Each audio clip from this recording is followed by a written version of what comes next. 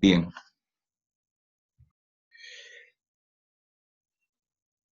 bien, entonces estábamos conversando.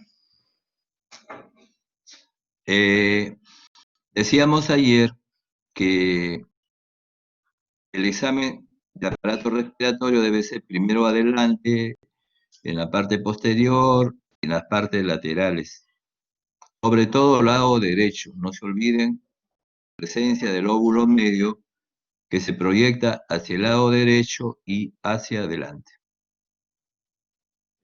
Para hacer el examen de ocultación sigue pues esa metodología. O sea, por ejemplo, si ustedes están en la parte anterior, examinan de arriba hacia abajo. No se olviden, primero se haría en la parte anterior de arriba hacia abajo unilateralmente. Primero lado derecho, después lado izquierdo. Ustedes, alumnos, hacen el examen unilateral primero, derecho, izquierdo en la parte anterior y después comparativo. O sea, comparan el lado derecho con el lado izquierdo. No se olviden de hacer esto porque ustedes están aprendiendo. Cuando ya la persona está ducha, pues puede ir directamente al examen comparativo. Bien, cuando uno examina la parte anterior en la auscultación, no se olviden de tener presente que el corazón está en el lado izquierdo y que ahí no se va a ocultar nada del aparato respiratorio y que el hígado está en el lado derecho y que llega más o menos hasta el quinto espacio intercostal derecho. O sea, el examen de ocultación es de arriba hacia abajo.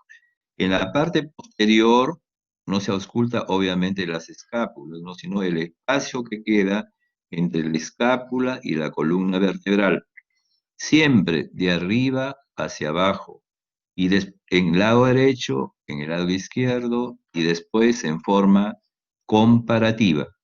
Lo mismo que les dije ayer, en el tercio medio posterior, en el tercio medio posterior del emitoras derecho, ustedes van a encontrar que el murmullo vesicular, que después vamos a ver qué es, pasa mejor que en el lado izquierdo, pero es por la razón anatómica que les comentaba el día de ayer.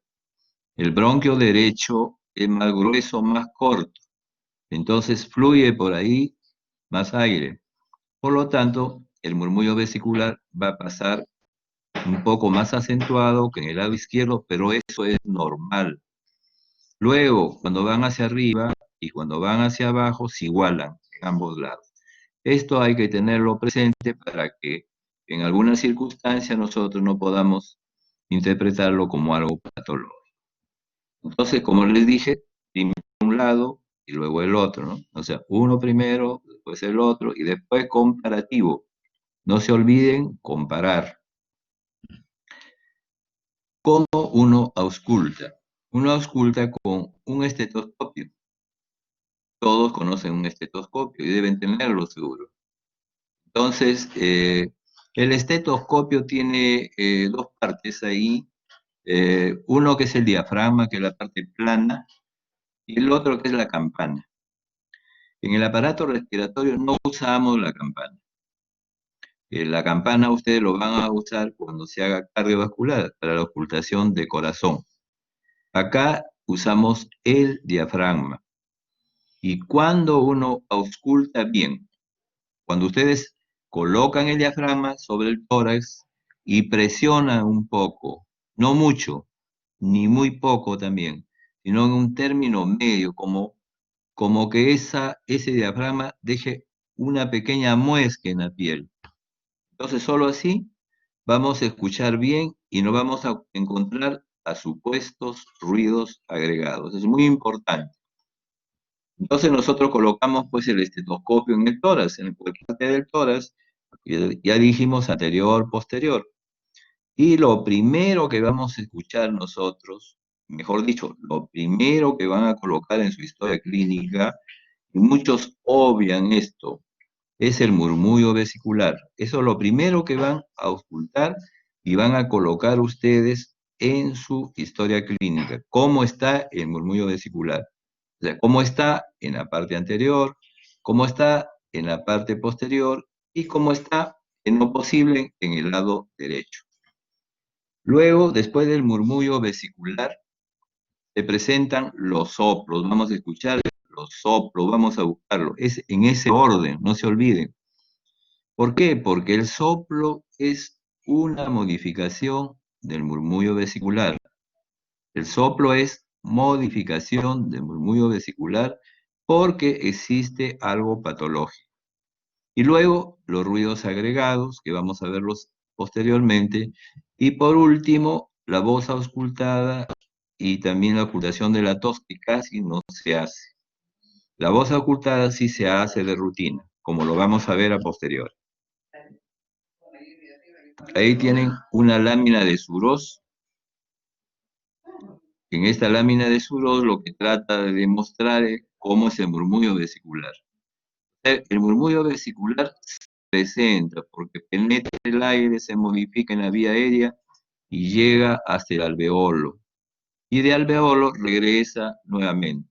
Eso va a dar origen al murmullo vesicular, o sea, es la entrada y salida del aire por la inspiración y la expiración. El murmullo vesicular, lo que se dice que tiene un timbre dulce, un timbre dulce. Es importante, si ustedes tuvieran un estetoscopio ahí en su casa, colóquense el diafragma más arriba de la parte del lado, en el lado derecho, en la parte anterior. Respiren y van a escuchar cómo es el timbre dulce, porque es muy necesario escucharlo. Yo acá les puedo decir teóricamente, pero colocar el estetoscopio en esa zona y escucharlo nos da una idea más exacta de cómo es el timbre dulce del alveolo. Luego, en el murmullo vesicular, si ustedes están escuchando, los que tienen estetoscopio, entonces ustedes van a encontrar que la inspiración es más audible. O sea, mejor dicho, que en la inspiración se escucha todo el tiempo. Si ustedes pueden constatarlo ahí. Y luego la expiración es menos audible. Sobre todo en la última parte, en el último tercio. O sea, toda la inspiración se escucha, pero la expiración, el último tercio, no se escucha. Por eso que ustedes van a ver esa relación. Entonces, ténganlo esto presente, porque cuando la expiración se prolonga, es porque de repente ya hay algo patológico. Recopilando, el murmullo no viene a ser sino la entrada y salida del aire que se va a modificar en el alveolo. Que su timbre es dulce, si están escuchándolo, y que vamos a escuchar el sonido en toda la inspiración. Pero en la expiración, en el último tercio, no se escucha.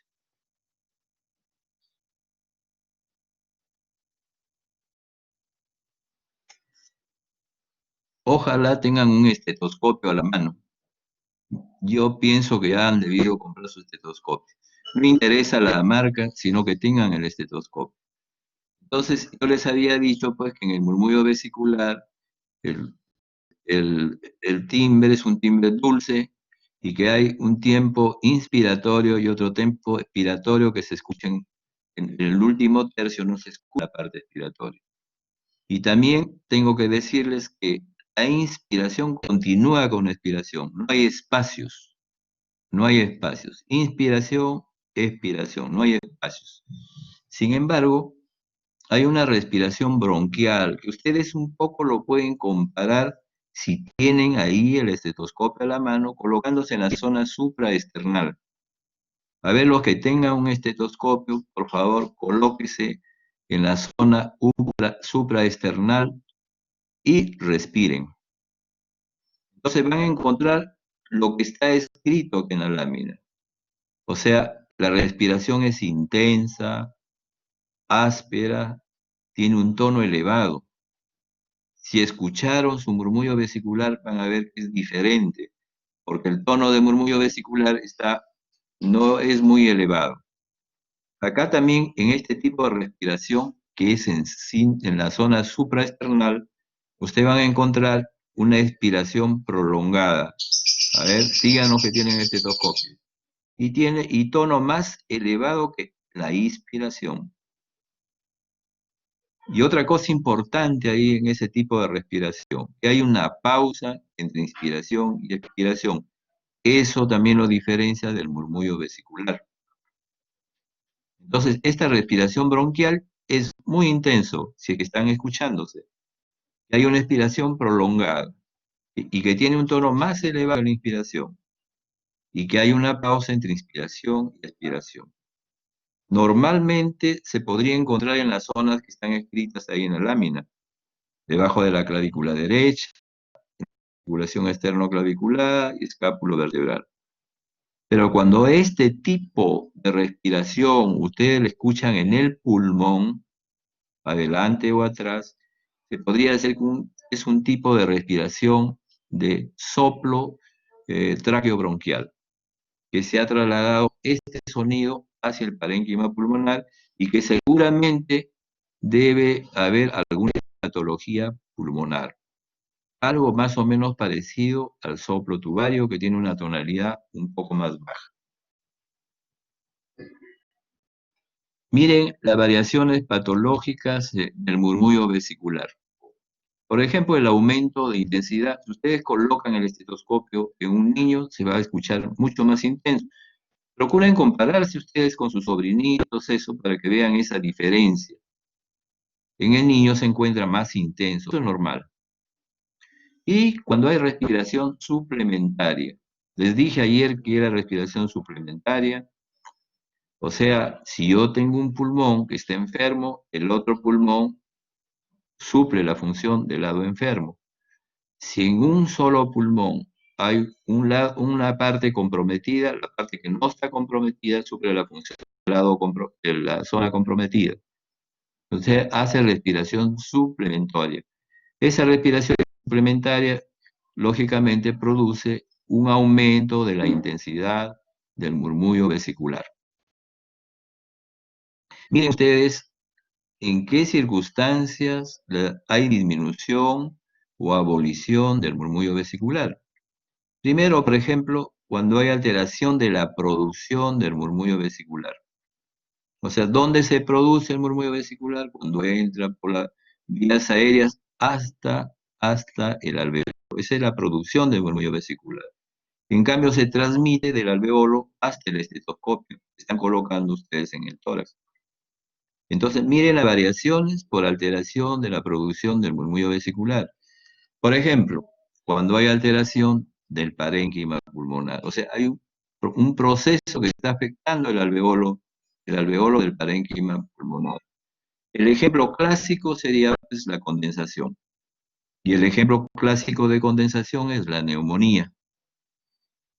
Por ejemplo, en la neumonía neumocócica, que es ocupativa nomás, que ocupa prácticamente los alveolos, y ahí se condensa. Entonces, como hay una condensación, se va a alterar la producción del murmullo vesicular, que es la entrada del aire que va a llegar al alveolo, pero en este caso no llega bien. Y la otra posibilidad es que haya una cavidad, como por ejemplo una tuberculosis, eh, que no deje pasar el murmullo vesicular, pero siempre y cuando esta cavidad esté rodeada de tejido pericavitario, ¿no? Cuando hay tejido pericavitario, entonces este murmullo vesicular no pasa bien. Otra posibilidad es, en la producción de murmullo vesicular, es la obstrucción de un bronquio, o sea, hay un obstáculo en la vía aérea. Les comentaba ayer, se obstruye un bronquio, cuando el bronquio es grande, entonces va a producir el parénquima del pulmón que tiene relación con ese bronquio, se colapsa. Entonces, lógicamente, al colapsarse, no va a poder pasar el murmullo vesicular. O sea, en la atelectasia, sobre todo en las atelectasias masivas. Y también se puede producir cuando hay dificultades del movimiento respiratorio. Por ejemplo, en el enfisema, pero avanzado. En el paciente que tiene asma.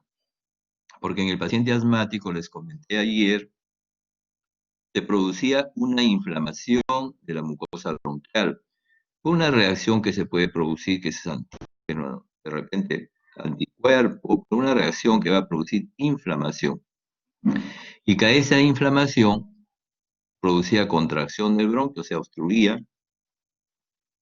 edematizaba la mucosa bronquial y les decía también que producía grandes secreciones, sobre todo espesas, como la goma, que le dicen el moco filante, que obstruye también. O sea, en el paciente asmático, la base fisiopatológica de todo lo que pasa es la inflamación del bronquio. Entonces, y las consecuencias es la obstrucción bronquial. Si hay obstrucción, no pasa bien, pues, lógicamente, el aire, y por lo tanto se altera la producción de murmullo vesical. También en el neumotórax, o sea, si el aire penetra de cualquier forma hacia el espacio pleural, entonces no va a dejar, va a haber una interferencia en la transmisión. Ahí es que más en la transmisión y también en la producción, ¿no? Del murmullo vesicular. Y el derrame pleural, o sea, la presencia de líquido en la pleura. Tampoco deja pasar el murmullo vesicular. Y otra posibilidad es que en la pared torácica hay una gran cantidad de grasa, ¿no?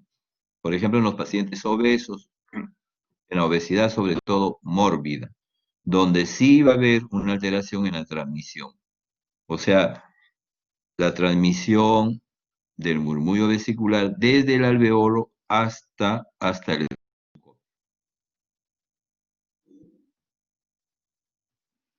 Entonces, eso es una sinopsis de lo que les acabo de decir. O sea, ¿cuándo no se produce el murmullo vesicular? Cuando hay alteración del parénquima pulmonar. Condensación, enfisema también puede ser, cavidades sobre todo, ¿no? Cuando hay obstrucción de la vía respiratoria, eso es obvio, ¿no? Porque no se va a producir el murmullo vesicular. Por ejemplo, enfermedades de la laringe obstructivas en los niños ocurre esto, ¿no? El CRUF, el falso CRUF. Cuando hay obstrucción de la tráquea, por tumores sobre todo, y cuando hay obstrucción de los bronquios, como les dije en el caso del asma bronquial.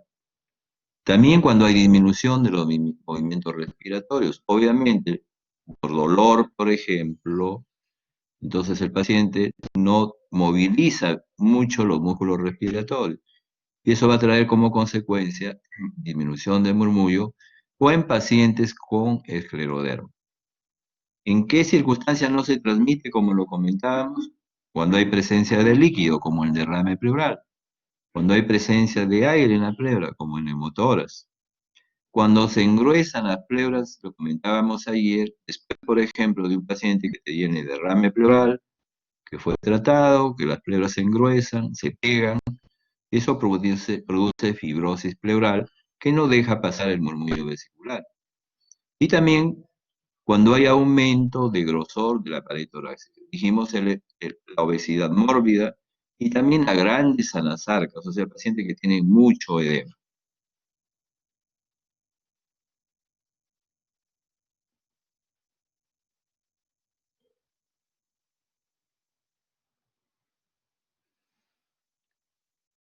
¿Recuerdan que les dijimos? Colocamos el estetoscopio en el tórax, parte anterior o posterior. Entonces, lo primero que vamos a tratar de escuchar es el murmullo y sus características y qué variaciones tiene si hubiera alguna patología.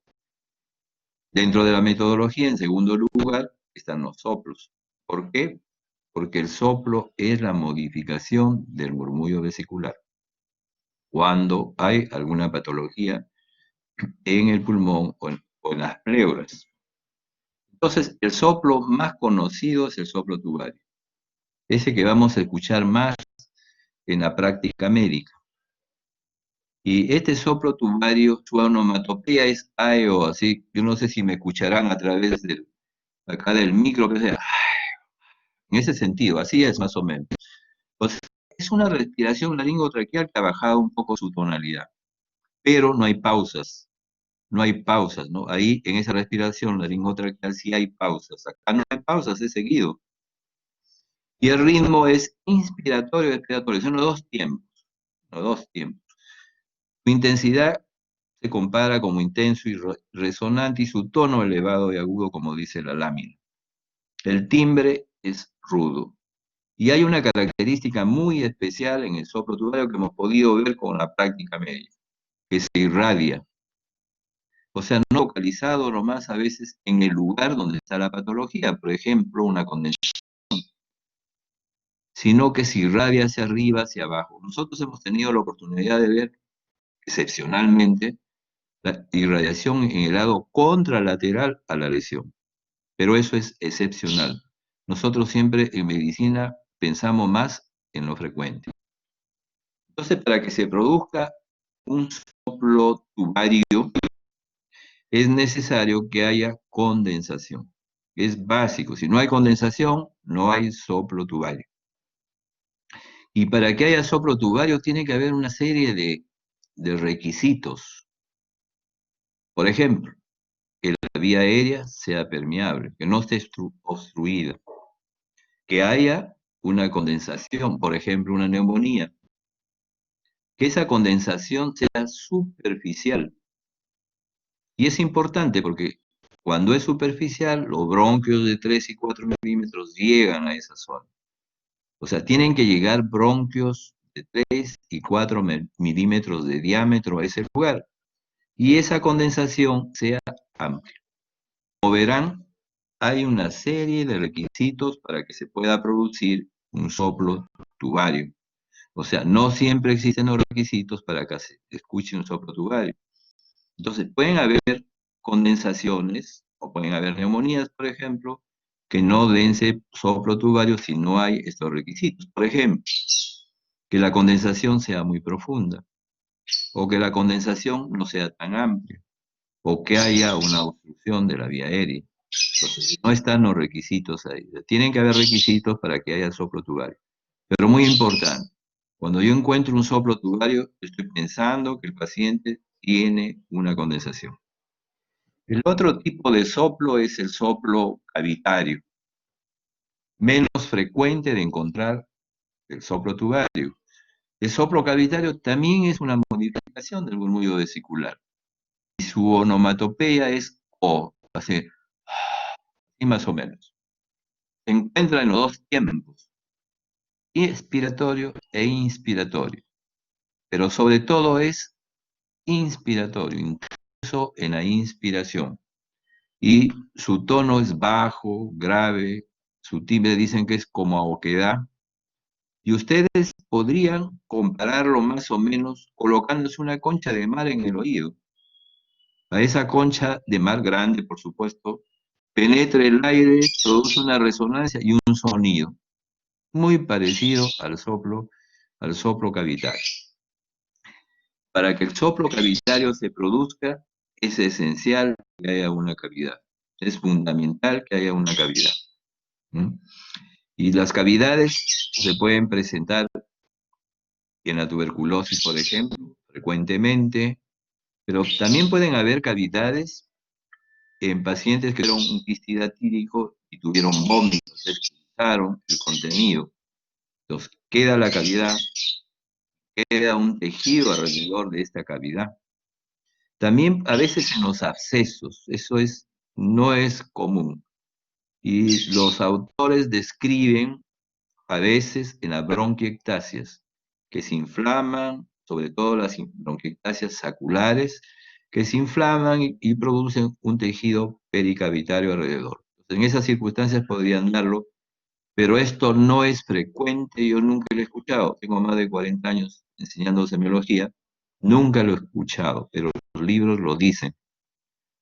Para que se presente soplo cavitario, entonces hay requisitos. Ya les dije, el requisito más importante es la cavidad.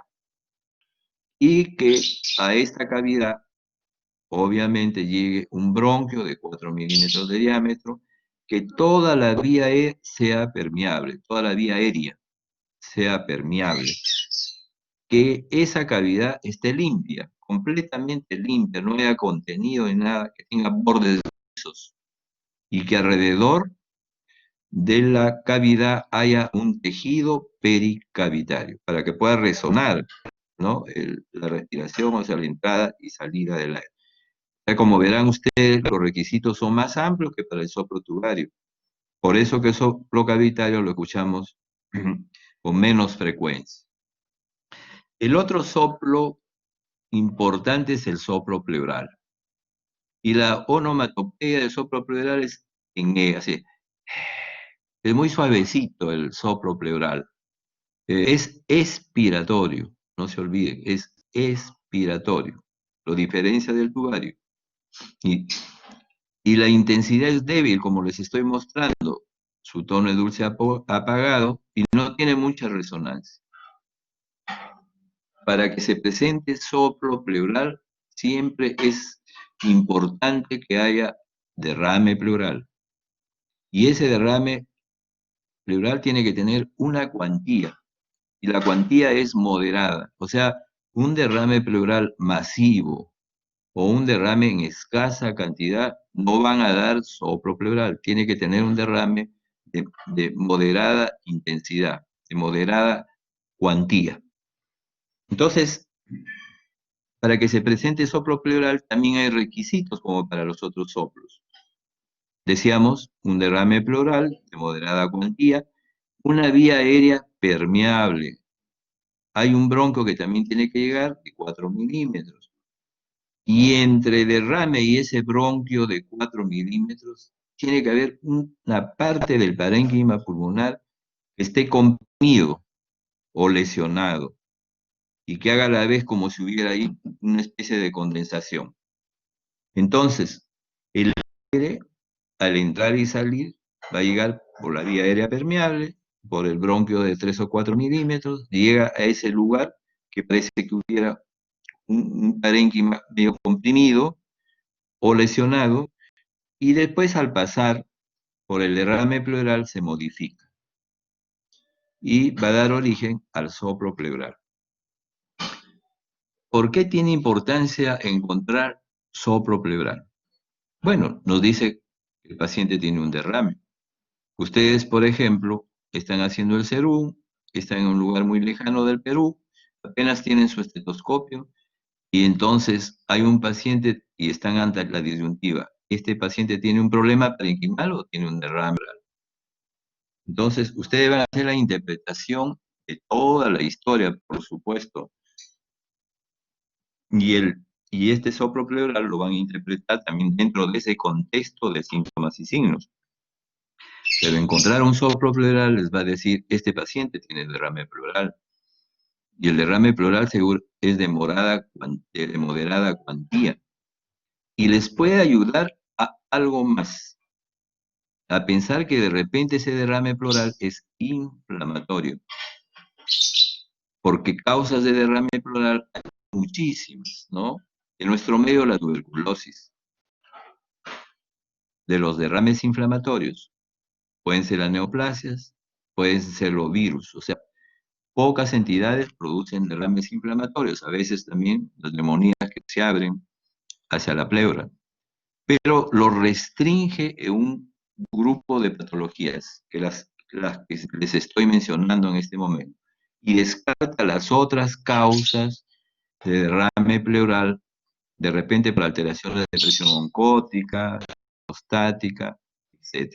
Entonces, les dice, posiblemente este derrame sea inflamatorio. O sea, tiene una aplicación pues semiológica importante.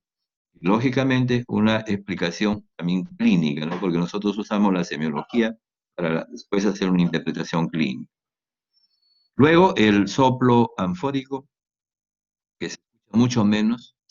Este soplo anfórico, su onomatopeya es en A, y el ritmo es 2 tiempos. Su intensidad es resonante y el tono grave. El timbre es metálico. Si ustedes soplan una botella vacía, el pico de la botella vacía, ustedes se van a dar cuenta ahí que hay un sonido. Igualito, es idéntico al soplo anfórico. Es el sonido metálico. Y pueden hacerlo, buscar una botella vacía y soplarla. Van a ver que tiene ese sonido, es semejante. Entonces, este soplo anfórico se presenta pues en los neumotoras, sobre todo atención, ¿ya? Neumotoras, atención. Y se presenta también en pacientes que tienen cavidades, o sea, mejor dicho, un síndrome cavitario. Pero esas cavidades son de 8 centímetros o más. Eso, para diferenciarlo, me había olvidado decirles que en el soplo cavitario también hay síndrome cavitario, pero la cavidad más o menos de entre 4 y 6 centímetros. No así en el anfórico, donde la cavidad es mucho más grande. Y para que haya soplo anfórico, cuando hay cavidades, entonces pueden haber todos los requisitos que hay para el soplo cavitario. O sea, que haya una cavidad grande de 8 centímetros, que la vía aérea sea permeable, que llegue un bronquio de 4 milímetros, que esa cavidad esté libre, no tenga nada dentro, bordes lisos y un tejido pericavitario. En la literatura también está escrito de que este soplo anfórico se puede presentar en ciertos pacientes con bronquiectasia y la bronquiectasia sacular, que se inflama y se forma tejido pericavitario. Entonces ahí dicen que se puede producir soplo anfórico. Este soplo anfórico en bronquiectasias saculares sí he tenido la oportunidad una sola vez de poderlo escuchar. Eso es de Suros para poder explicar los soplos. Entonces les dije, primero murmullo vesicular, luego los soplos, porque es modificación del murmullo, luego los ruidos respiratorios patológicos. En ese orden van a colocar ustedes los datos de su historia clínica cuando se, cuando se trata de hacer la auscultación. Entonces, dentro de los ruidos respiratorios patológicos están los estertores, los rales que se llaman. Y hay otros que son sonidos continuos, los roncos. Esta es una clasificación norteamericana. Nosotros también revisamos generalmente lo más clásico, porque es más exquisita, y bueno, y eso es lo que vamos a hacer, pero en forma concreta. Por ejemplo, dentro de los ruidos agregados que provienen de la tráquea tenemos dos estertores, el cornaje y el roncus. El cornaje es como el ruido de un pito, de un barco. Se presenta en los dos tiempos a predominio inspiratorio. Generalmente se presentan cuando hay obstrucciones, estenosis de la tráquea, de la laringe. He tenido la oportunidad de verlo, escucharlo una vez. Y ustedes le escuchan pues a 1 metro, 2 metros, el sonido de este paciente. Lo vi en un paciente con artritis reumatoidea que había tenido una repercusión ahí cerca de la laringe. Luego los roncus son sonidos como el ronquido de las personas. Y está en los dos tiempos, expiratorio e inspiratorio, y es la traducción de la movilización de las secreciones que se produce por inflamación de la tráquea, se movilizan en el tiempo inspiratorio y en el tiempo expiratorio. Se puede modificar cuando se moviliza demasiado esa secreción, sobre todo con la tos. Luego hay otras secreciones de los bronquios, que se llaman los estertores secos, los roncantes. Los roncantes son también como ronquidos, pero su tono es un poco más bajo que ronco. Son ronquidos. Y están en los dos tiempos también, inspiratorio y expiratorio, sobre todo expiratorio, traducen presencia de secreciones en los pequeños bronquios. Y se modifican cuando la secreción se moviliza para volver a presentarse. Luego los sibilantes. El sibilante es como un silbido, o sea, silbe el pecho. Seguro los que sufren hiperreactividad bronquial o asma se escuchan o han escuchado a sus familiares. El silbido del pecho cuando tienen un proceso infeccioso que desencadena esta inflamación de los bronquios. Entonces en ellos se va a presentar un silbido. Este silbido es en los dos tiempos, pero a predominio expiratorio, y es obvio, porque estos sibilantes se presentan cuando hay obstrucción bronquial. Ya les dije, En estos pacientes se inflama el bronquio, entonces obstruye el bronquio. Entonces, el aire al entrar y al salir produce este silbido. Pero sobre todo, el silbido en el tiempo expiratorio, porque al entrar el aire va a tener dificultad por la obstrucción de salir, entonces el tiempo expiratorio se prolonga. Muchas veces este sibilante se es como el piar de un pajarito. ¿Pero qué es en sí un sibilante? Este piar del pajarito se presenta sobre todo en los pacientes que tienen enfermedades crónicas que producen obstrucción bronquial. Entonces el sonido es como un piar. Pueden haber sibilantes, pero pueden haber también piantes. Este sibilante se modifica con la tos. ¿Por qué?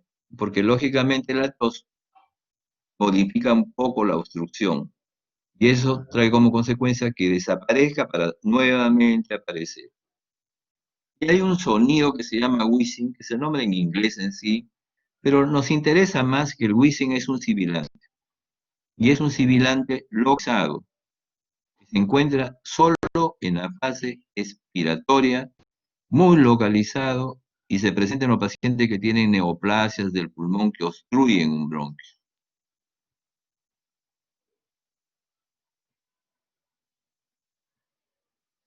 Luego, los sonidos discontinuos en la clasificación norteamericana, que le llaman crujidos o estertor crackle, que provienen de los bronquios, son los estertores húmedos.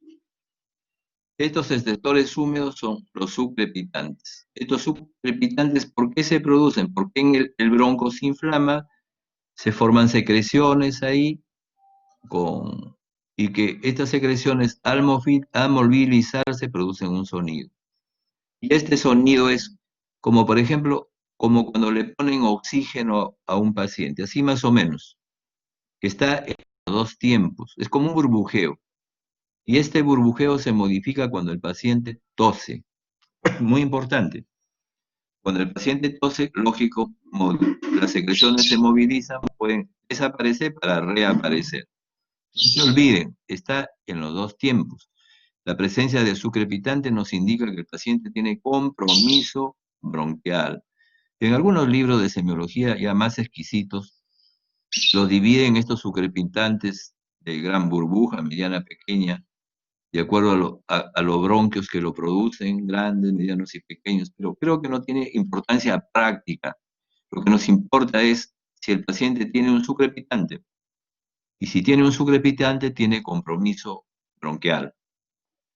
Luego, los otros estertores que son los crepitantes. Los estertores sí provienen del alveolo, o sea, el parénquima. El crepitante nos dice siempre hay un compromiso parenquimal, alveolar. En el alveolo se produce proceso inflamatorio, ese proceso inflamatorio va a cubrir el alveolo, cuando el paciente inspira, se rompe la película esa que está en el alveolo, y eso produce un sonido fino, ¿ya? Sonido fino. Es como si ustedes se estrujaran el cabello.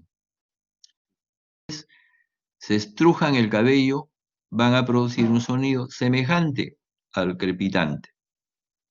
El crepitante es inspiratorio final, miren, inspiratorio final para diferenciar de los subcrepitantes.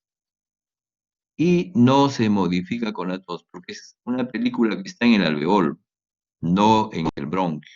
No se modifica, es solo diferencia del subcrepitante. Para complicarles un poquito más la vida, a veces los subcrepitantes podríamos escucharlo en el tiempo solo inspiratorio, pero no es final. Y el subcrepitante siempre se modifica con la tos. El crepitante no. Entonces, cuando yo tengo un subcrepitante, me dice, este paciente tiene compromiso bronquial. Si el paciente tiene un crepitante, este paciente tiene compromiso alveolar. Si tiene subcrepitantes y crepitantes en ambos campos pulmonares, pues este paciente a lo mejor tiene una bronconeumonía. Lógicamente, ya les he dicho, estos signos se interpretan dentro de un contexto de síntomas y signos. Y sin eso. Luego, otro sonido que se llama velcro. Velcro es una crepitación en sí. Es una crepitación el velcro. O sea, es como un crepitante que está en los dos tiempos, pero de tono alto. Es como si ustedes pisaran hielo. Igualito es, como si pisaran hielo. Y se encuentra generalmente en la base de lo, generalmente digo, de los pulmones. Se presenta en los pacientes que tienen fibrosis pulmonar y no se modifica con la tos. No se modifica con la tos. Luego el frote pleural. Y el frote pleural que se va a producir cuando hay pleuritis. O sea, mejor dicho, al inicio del derrame y al final del derrame. O sea, cuando las hojas pleurales se pueden frotar. Eso es importante. Las hojas pleurales están más en contigüidad cerca de la columna, en la parte casi basal de los pulmones, en la parte posterior. Es mejor cuando uno quiere encontrar un soplo pleural, buscarlos por ahí, no lo busquen por el vértice, no lo van a encontrar nunca. Entonces por ahí se busca el frote pleural. El frote pleural es dos tiempos, a predominio inspiratorio. ¿Cómo se compara? Si ustedes frotan un cuero, es igualito y no se modifica con la tos. Muchas veces uno tiene que hacer una diferenciación entre frote con crepitante, subcrepitante, uno tiene problemas. Entonces, ¿qué hacen? Colocan su estetoscopio en el lugar del frote. Ustedes presionan y cuando es frote aumenta de intensidad con la presión. El subcrepitante y el crepitante no aumenta de intensidad. Es una forma de diferenciar. Son herramientas que usa el médico para eso. Y por último, la transmisión de la voz. Bien, entonces ya nos falta poco tiempo también. El doctor Suárez no tarda en entrar. Nosotros vamos a escuchar la voz. Si ustedes tienen el estetoscopio ahorita a la mano, colocan su estetoscopio por encima del hígado y dicen 33. Entonces van a escuchar así 33 borroso. Eso es normal. En cualquiera de las partes del pulmón donde pongan su estetoscopio, van a escuchar 33 borroso. Hay algunos que les hacen decir a los pacientes 99, 91, porque dicen que 9 se escucha mejor. Lo común es que hagamos decir al paciente 33. Ahora, si ustedes escuchan que ese 33 se hace muy intenso, se llama broncofonía. La broncofonía sí ya significa la presencia de algunas lesiones pulmonares parenquimales no tan condensadas, ¿ya? Parenquimales no tan condensadas. Esto es importante. Por ejemplo, la tuberculosis. Y luego ustedes colocan al estetoscopio de este paciente en alguna parte, en la parte que está comprometida, por ejemplo, una neumonía, y le dicen al paciente que diga 33 nuevamente. Y lo van a escuchar nítido, nítido. Eso se llama pectoriloquia. Se encuentran las condensaciones. Se pueden encontrar también cuando está colapsado el pulmón. Por ejemplo, en los derrames moderados. Y si en el borde de un derrame moderado ustedes colocan su estetoscopio y encuentran como si la persona tuviera la nariz tupida, 33, 33, o sea, como si estuviera tupida la nariz. Eso se llama egofonía. Egofonía. Egofonía es propio, casi no propio, sino se encuentra con mucha frecuencia en el borde de los derrames moderados. O sea, un derrame masivo, un derrame pequeño no produce egofonía. Y por último, si en una condensación ustedes colocan el estetoscopio y al paciente le dicen que hable como si les estuviera hablando al oído con voz cuchicheada, en esa forma. Entonces, ustedes escuchan 33 nítido, pero no con alta tonalidad. Eso se llama pectoriloquia áfona. Se encuentra también frecuentemente, algunos dicen que se encuentra exclusivamente, pero no es así, pero frecuentemente en el borde de un derrame moderado. Si ustedes en un paciente están pensando que tiene un derrame moderado, le colocan ahí el estetoscopio y si encuentran este tipo de voz, es posible que sea un derrame pleural. Entonces, Haciendo una síntesis, colocamos el estetoscopio, primero buscamos el murmullo vesicular, cómo es, si está normal, se coloca que está normal en el lado izquierdo, derecho, en la parte anterior, posterior, etc. No olvidar la parte lateral. ¿Qué modificaciones tiene este murmullo vesicular? Más, menos, o nada, o no pasa. Como en ciertas patologías, el murmullo no pasa, por ejemplo, en los pacientes que tienen derrame pleural, en los pacientes que tienen neumotoras, en los pacientes que tienen grandes tumores, no pasa el murmullo vesicular.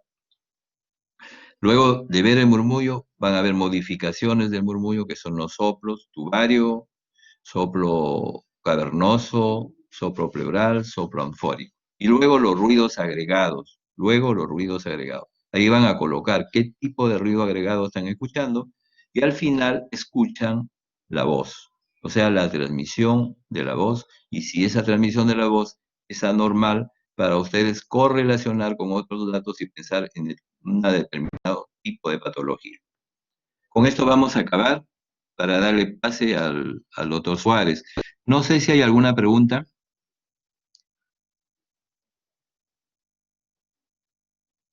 ¿Me han escuchado? Respondan. Sí, doctor. Sí, doctor, Ya, claro. Sí, doctor. Muchas gracias. Sí, doctor. Muy amable. ¿ha estado claro o Gracias, no doctor. claro? Ya, espero que haya estado claro. Entonces, me despido.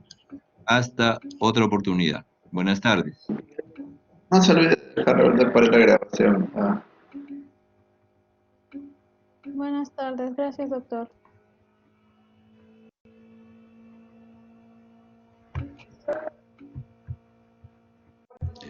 Ahora.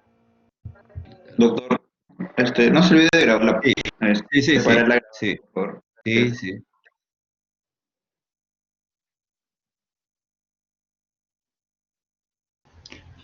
Doctor, ¿después me podría prestar las diapositivas, por favor? ¿A qué? Las diapositivas. Pero están grabadas. Ya está. Ya. La clase Está está bien. siendo grabada. Está bien, doctor, no hay problema.